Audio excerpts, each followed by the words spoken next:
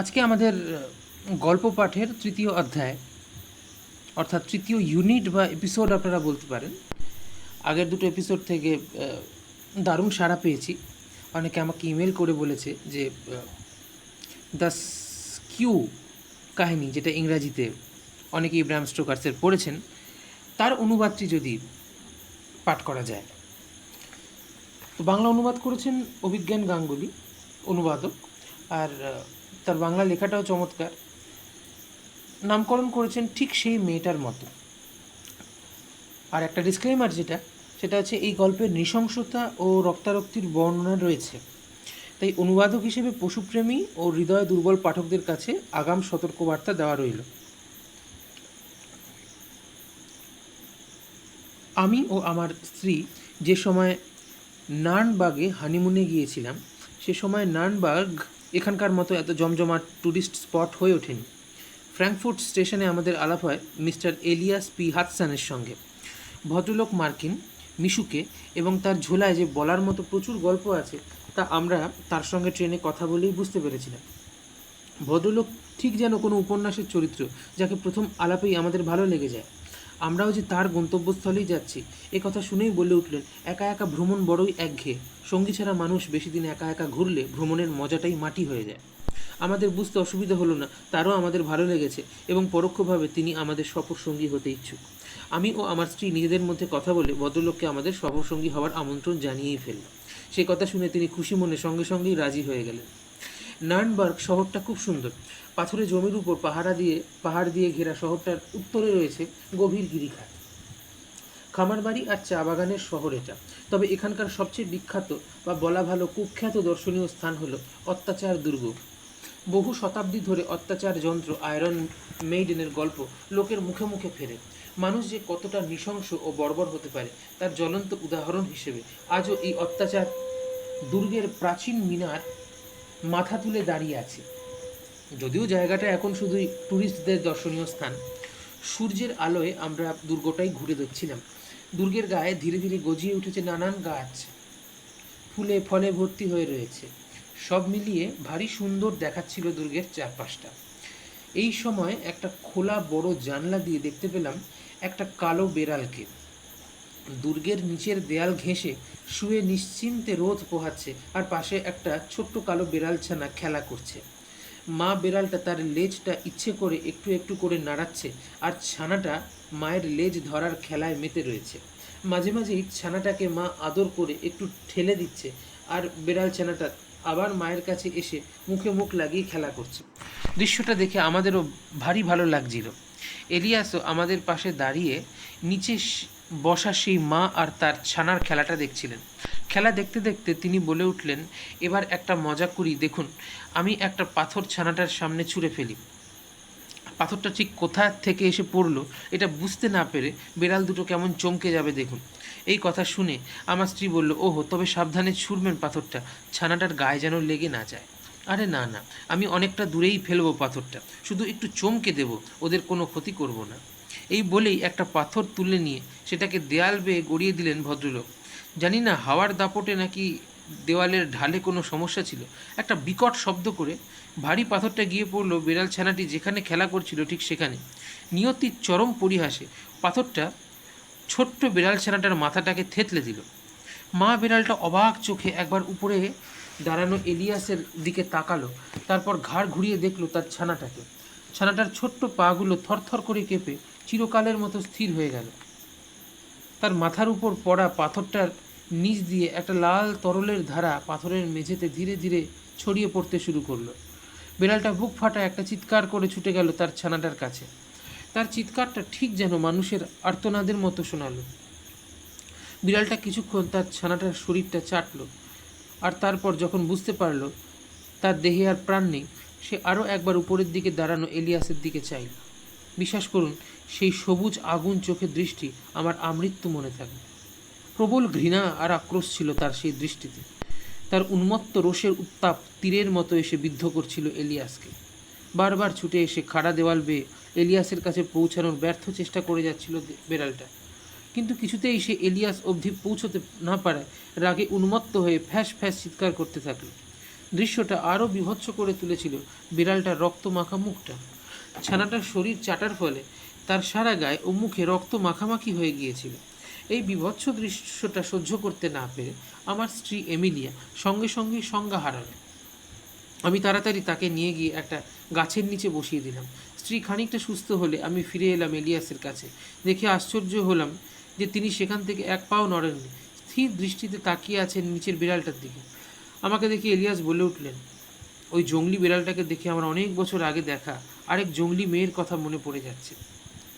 এক আপাছে রেড ইন্ডিয়ানদের একটি জাত মহিলার ছেলেকে আমাদের দলের এক সৈনিক খুন করেছিল।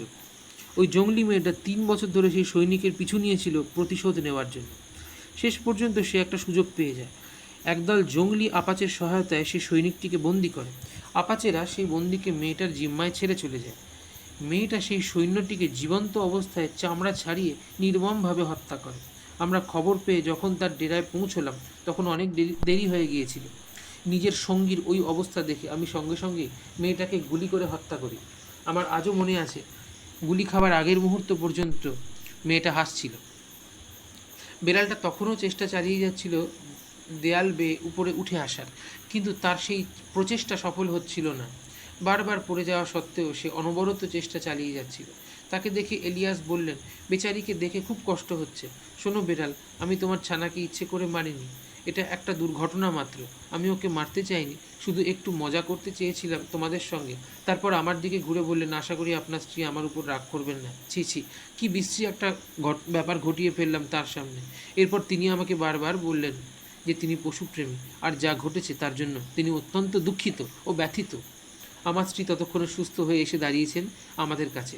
বিড়ালটা তখনও দেওয়ালের উপর ঝাঁপ দিয়ে এলিয়াসের কাছে আসার চেষ্টা চালিয়ে যাচ্ছিল। আমার স্ত্রী সেটা দেখে বলল, আপনি সাবধানে থাকুন মিস্টার এলিয়াস, ওই বিড়ালের চোখে আমি খুনির চাহনি দেখতে পাচ্ছি, আপনাকে পেলেই ও খুন করবে।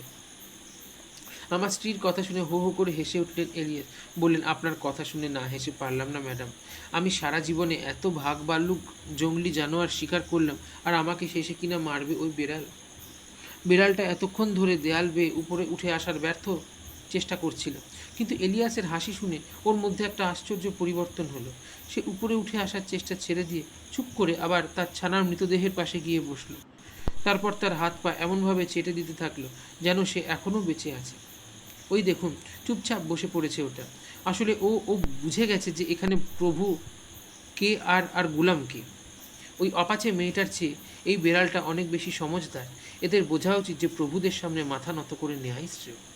ইলিয়াসের কথাটা আমার পছন্দ হলো না, কিন্তু মুখে সে ভাব প্রকাশ করলাম না। বেড়ালটা তার ছানাটির মৃতদেহ মুখে করে নিয়ে ধীরে ধীরে চলে গেল সেখান থেকে। কোথাও মাটি খুঁড়ে কবর দেবে নিশ্চয়। আমার স্ত্রী আরও একবার সাবধান করলো এলিয়াসকে, কিন্তু তিনি ব্যাপারটাকে তুড়ি মেরে উড়িয়ে দিলেন। নিজের পকেটে রাখা পিস্তলটা বের করে এনে আমাদের আশ্বস্ত করে বললেন, আপনি চিন্তা করবেন না, আমার এই লাইসেন্সড পিস্তলটা আমি সবসময় সঙ্গে করে রাখি। বিড়ালটা বেগতিক কিছু করতে এলে তাকে সোজা গুলি করে উড়িয়ে দেব। আমার স্ত্রী এরপর আর কথা বাড়ালো না। পাছে তাকে নিশ্চিন্ত করার উদ্দেশ্যে লোকটা সত্যি সত্যি বিড়ালটাকে গুলি করে বসে, সেই ভয় আমরা ওখান থেকে হাঁটা দিলাম। একটা ব্রিজ পেরিয়ে যখন মূল অত্যাচার দুর্গে ঢুকতে যাব, তখন আবার সেই কালো বিড়ালটাকে চোখে পড়ল। ছাদের কাছে বসেছিল সেটা। নিচে এলিয়াসকে দেখে সেটা আবার রাগে ফ্যাঁস করে উঠল একবার। এলিয়াস তার দিকে হাত নেড়ে বললেন, বিদায় হে জঙ্গলি মেয়ে, তোমার মনে কষ্ট দেওয়ার জন্য দুঃখিত। আমরা গেট দিয়ে মিনারে প্রবেশ করলাম। একটা কথা মানতেই হবে, দুর্গটা এতটাই সুন্দর যে আমরা ঘুরতে ঘুরতে বিড়ালটার কথা ভুলেই গেলাম। এই মিনারে আজকের অতিথি আমরা এই 3 জন মাত্র। ফলে মিনারের তত্ত্বাবধায়ক সারাটা দিন আমাদের সঙ্গেই রইল এবং আমাদের গাইডের কাজ করলো, কিছু উপরি রোজগারের আশা নিয়ে। সে আমাদের খুব সুন্দরভাবে জায়গাটা ঘুরিয়ে ঘুরিয়ে দেখাচ্ছিল, কিছু জায়গায় থেমে সেখানকার ইতিহাস বলছিল। সত্যি বলতে কোনো ব্যস্ত দিনে এসে পড়লে পর্যটকদের ভিড়ের মধ্যে এত সুন্দরভাবে বোধহয় আমাদের মিনার দর্শন সম্ভব হতো না। তবে অত্যাচার দুর্গ বড়ই ভয়ঙ্কর। অন্ধকার জানলাহীন ঘরগুলোর দেয়ালে ভর্তি দাগ, সেগুলি যে কিসের তা অনুমান করার চেষ্টাও আমরা করলাম না। কত আলাদা আলাদা ধরনের অত্যাচার করার সরঞ্জাম আর পদ্ধতি যে আছে, সে কথা শুনতে শুনতেই আমরা বারবার শিউরে উঠছিলাম। অনেক ক্ষেত্রেই বহু যুগের ধুলো জমেছে এইসব যন্ত্রে, কিন্তু যখন দেখছিলাম মনে হচ্ছিল যন্ত্রগুলো যেন আজও জীবন্ত।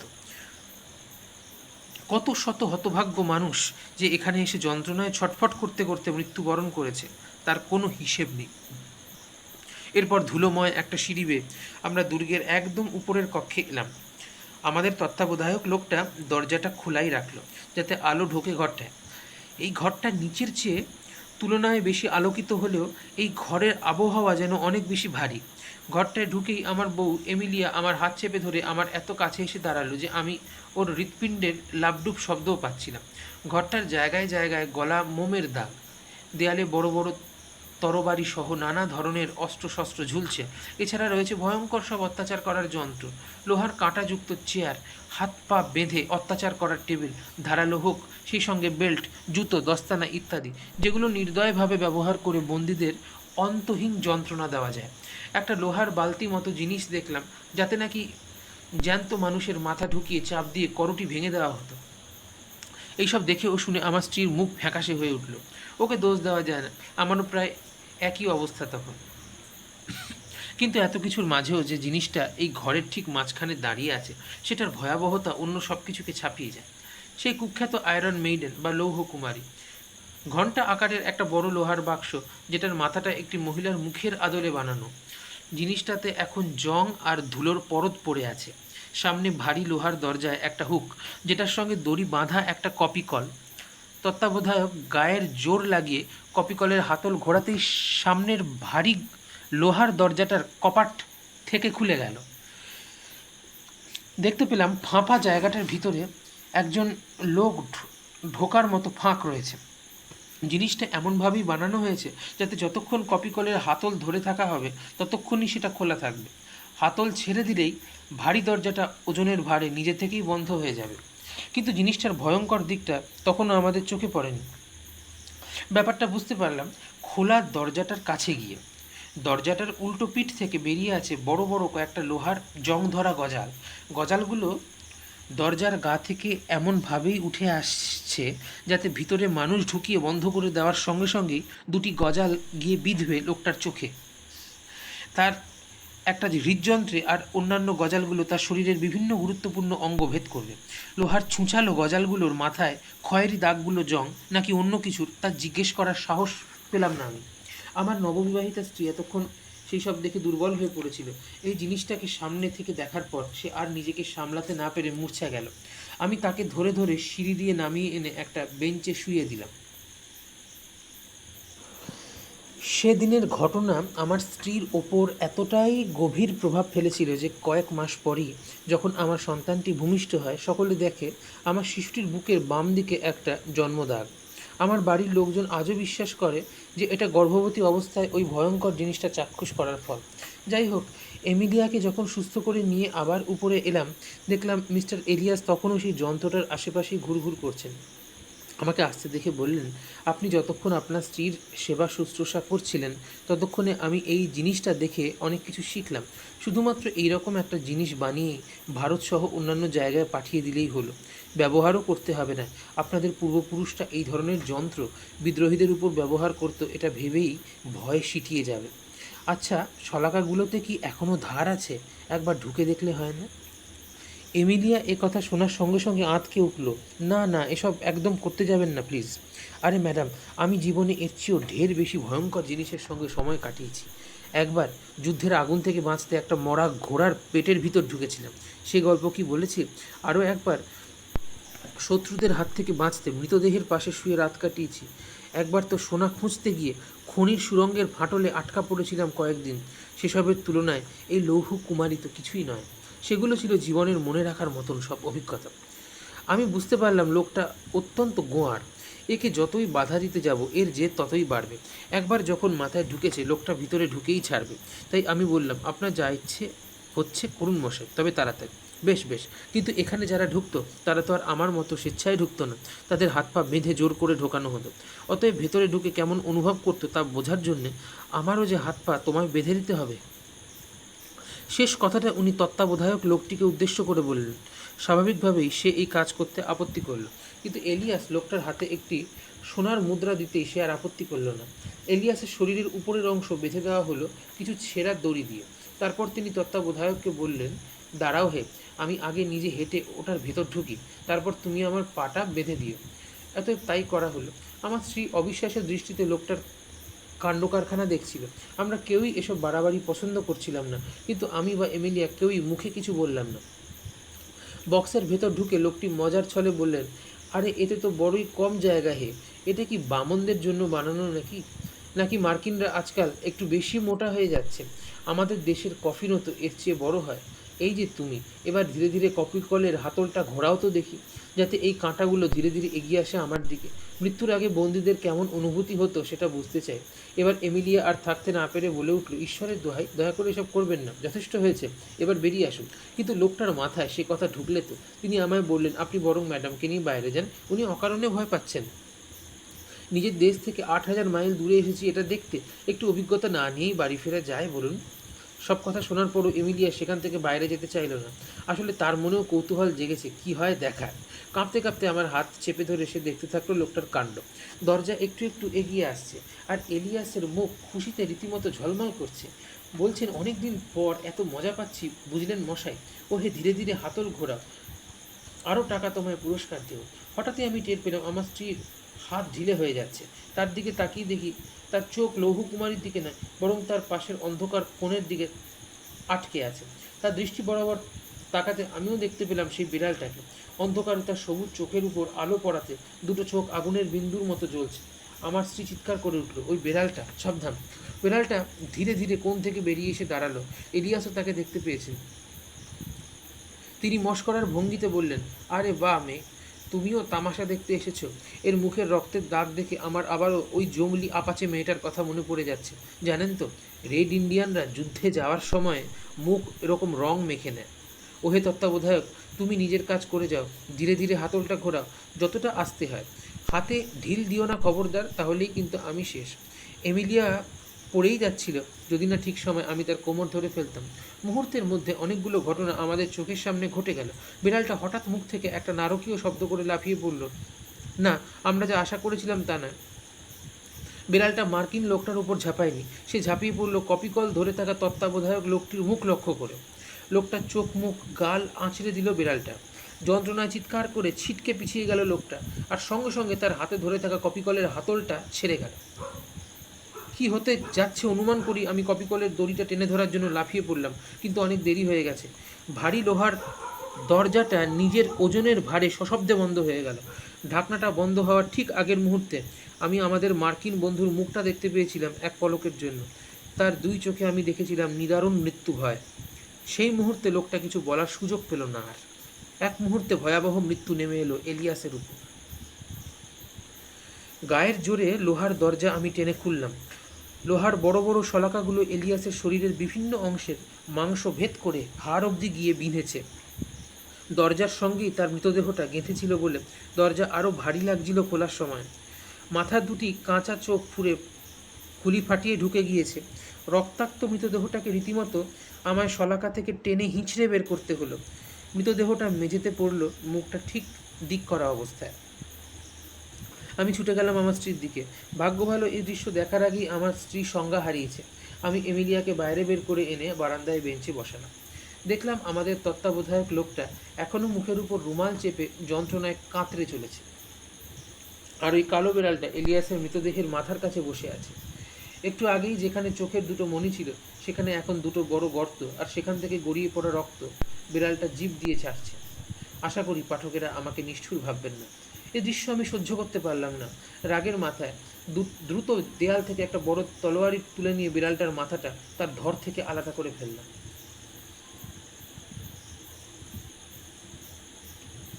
গল্প শেষ।